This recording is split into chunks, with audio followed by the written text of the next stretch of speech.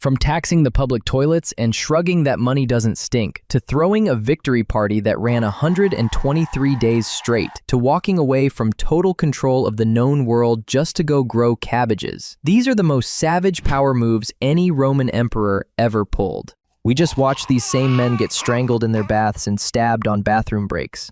But for every Caesar who died face down in the dirt, there was one who did something so ruthless, so jaw-dropping, the whole world had to stop and stare. Finally, sir, that death video had me in a slump. But first, none of this even exists without one man. The one who showed every emperor who came after exactly how far you could push it, Julius Caesar. By 49 BC, the Senate had had enough of Caesar and ordered him to disband his army and come home alone, or be branded an enemy of the state. Roman law was ironclad. No general could bring an army across the Rubicon, the little river marking the border of Italy. Caesar stood on the bank with one legion, knowing a single step meant civil war against all of Rome. He stepped. Alea jacta est, he said. The die is cast. Most people overthink a group text, sir. This man gambled the entire republic. He won. He made himself dictator for life and turned his own name, Caesar, into the word for ruler for the next 2,000 years. Every emperor on this list is named after him, but the first man to actually wear the title made the boldest opening move of all. Augustus, back when he was just young Octavian, was losing a propaganda war to Mark Antony, so he pulled something outrageous. He marched into the Temple of the Vestal Virgins, seized Antony's sealed secret will, and read it out loud to the entire Senate.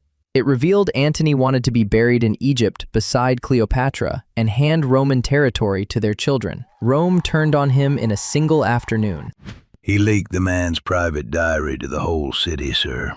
Ice cold.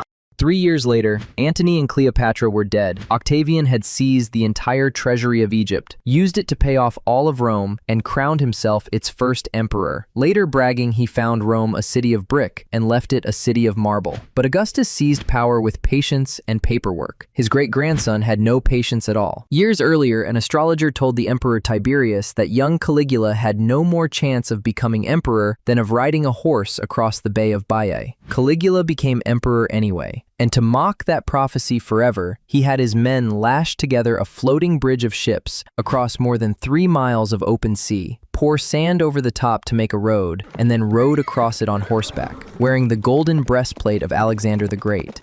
A man insulted his own horoscope and built a 3-mile bridge to win the argument, sir. He paved the sea just to prove a dead astrologer wrong. His uncle Claudius, the one everyone underestimated, aimed his ambition at something bigger, an entire island. Everyone wrote Claudius off as a stammering, limping fool. So in 43 AD, he did what even Julius Caesar never finished. He conquered Britain. He sailed to the edge of the known world and, according to Cassius Dio, paraded war elephants across the British countryside, beasts no Briton had ever seen, terrifying 11 kings into surrendering on the spot. Then he turned around and sailed home, having spent a grand total of 16 days on the island. He conquered a country in 16 days, sir. I've taken longer to build a bookshelf. He named his own son Britannicus just to brag about it forever. Claudius spent his power conquering. The next emperor spent his burning his own capital to the ground. After the Great Fire of 64 AD burned 2/3 of Rome to the ground, Nero looked at the smoking ruins of the city center and saw prime real estate. He seized over 300 acres of the dead heart of Rome and built himself a private pleasure palace, the Domus Aurea, the Golden House, an artificial lake, rolling gardens, 140 rooms. The city's still smoking, and he's measuring for curtains, sir. And out front, he raised a bronze statue of himself as the sun god, 100 feet tall. Rome literally rebuilt itself around one man's ego. Nero spent a fortune. The next emperor went hunting for one, in the strangest place imaginable. Vespasian inherited the bankrupt mess Nero left behind, so he chased revenue where nobody else would look, the public urinals. Romans collected urine to tan leather and clean wool, so Vespasian taxed it. When his own son Titus said the tax was beneath an emperor's dignity, Vespasian held up a gold coin from the first batch, put it under Titus's nose, and asked if it smelled. Titus said no. Vespasian smiled, and yet it comes from urine. Pecunia non olet, sir. Money doesn't stink.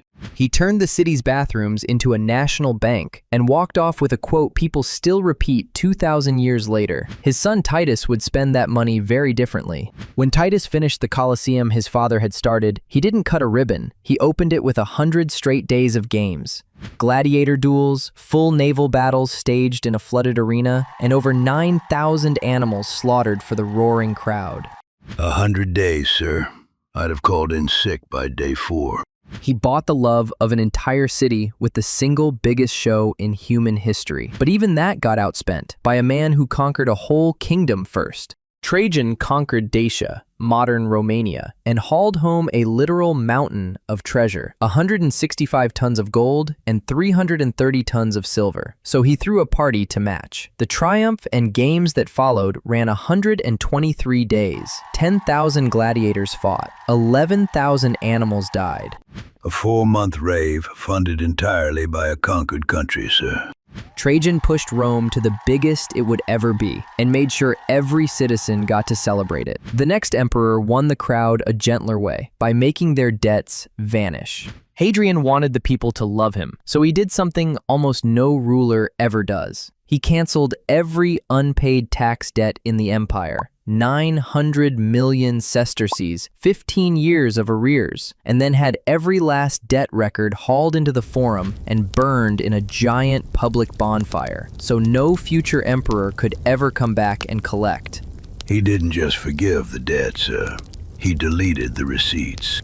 The crowd loved it so much they raised a monument on the exact spot where the records burned. Hadrian gave money away to look generous. The next emperor gave away his own, just to survive a war. Marcus Aurelius had a brutal war on the frontier and a treasury drained dry by plague, but he refused to crush the struggling provinces with an emergency tax. So the most powerful man in the world held a yard sale. In the forum, he auctioned off the imperial treasures, gold goblets, crystal cups, his wife's silk gold-embroidered gowns, even paintings by the great masters, and funded the war himself.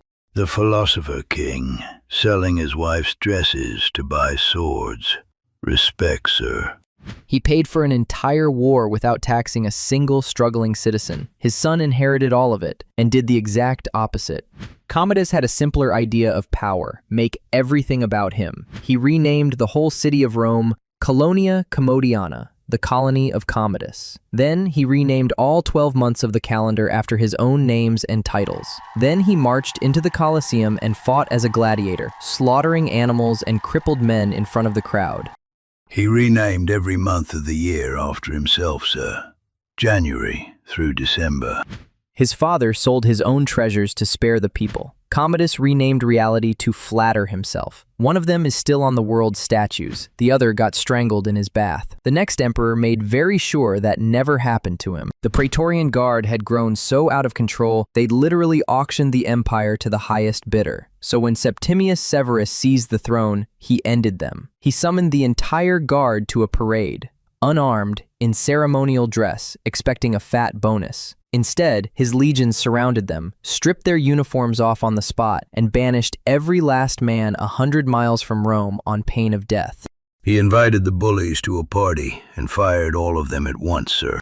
Then he rebuilt the guard from his own loyal soldiers. The men who sold thrones never sold one again. The next emperor found a quieter way to squeeze the whole empire. Caracalla needed money, so in 212 AD he signed a single edict that, with one stroke of the pen, made every free man in the entire Roman Empire a full Roman citizen. It sounds like the most generous act in Roman history. It wasn't. Citizens paid taxes that non-citizens didn't, so overnight Caracalla had quietly expanded his tax base to the entire population of the known world. He handed millions of people their lifelong dream, stapled to an invoice, sir.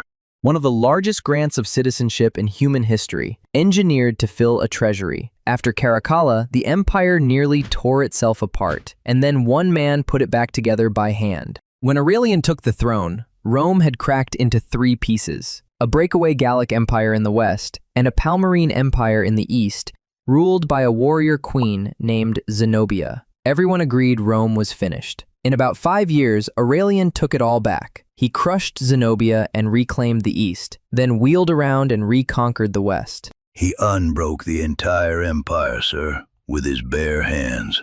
And when he rode through Rome in triumph, Queen Zenobia walked in front of his chariot, bound in solid gold chains.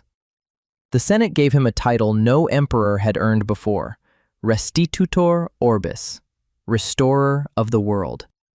Aurelian saved the empire. The next emperor did something even harder. He gave it up. Diocletian did the impossible twice. First, he dragged Rome out of 50 years of chaos and rebuilt the entire empire from the ground up. And then came the truly savage part. He became the first Roman emperor in history to voluntarily give up absolute power and just retire. When a rival later begged him to come back and rule again, his answer was perfect. If you could see the cabbages I've grown with my own hands, you'd never ask me to chase power again. He looked at ruling the entire world and said, "Nah, I've got gardening, sir." The hardest power move on this whole list wasn't grabbing the throne. It was being the one man strong enough to let it go. The next emperor grabbed something bigger than a throne. He grabbed the future. On the eve of a battle for Rome in 312 AD, Constantine claimed he saw a sign blazing in the sky and ordered his men to paint the symbol of Christ across their shields. He won at the Milvian Bridge, drowned his rival in the Tiber, and then did the truly unthinkable. He took Christianity, the faith Rome had spent 300 years trying to wipe out, and made it the favored religion of the empire. Then he built an entire new capital from scratch and named it after himself, Constantinople. He flipped Rome's religion and moved its capital, sir, in one reign. A single emperor rewired a 1,000-year-old civilization, and the city he built outlived Rome itself by another 1,000 years. Which brings us to the most savage flip of them all. In 532 AD, riots tore through Constantinople and set half the city on fire. The mob wanted Justinian dead, and he was already packing to flee, until his wife Theodora reportedly told him a real emperor doesn't run, so he stayed. He sent his generals into the packed hippodrome and sealed the exits. By nightfall, around 30,000 people were dead. 30,000, sir, in one afternoon. It was the bloodiest day of his entire reign, and here is what he built out of it. On the ashes of the burned city, Justinian raised the Hagia Sophia, a dome so wide and so impossibly high that people swore it couldn't physically stand. It became the largest cathedral on earth for nearly 1,000 years. Legend says when Justinian first stepped inside and looked up, he whispered, "Solomon, I have outdone you." He turned the worst day of his life into a wonder of the world, sir. That's the whole list. Right there. So there you have it, the most savage power moves in Roman history. We watched emperors gamble entire republics, pave the sea to spite a prophecy, conquer an island in 16 days, tax urine, torch the nation's debt, sell their own furniture, rename the calendar, fire an entire army, weaponize citizenship, and turn a massacre into a masterpiece. Some of these men were monsters, some were geniuses, a few were both, but every single one understood the one iron rule of Rome. Power is never given, it's taken, and then it's performed.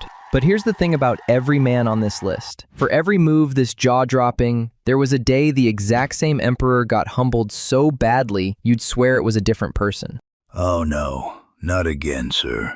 From an emperor stabbed mid-bathroom break with his pants around his ankles, to one strangled in his own bath by his personal trainer, to one captured alive and turned into a human footstool for a Persian king. If you want to watch these same untouchable Caesars suffer the single worst day of their lives, click this video right here and keep watching.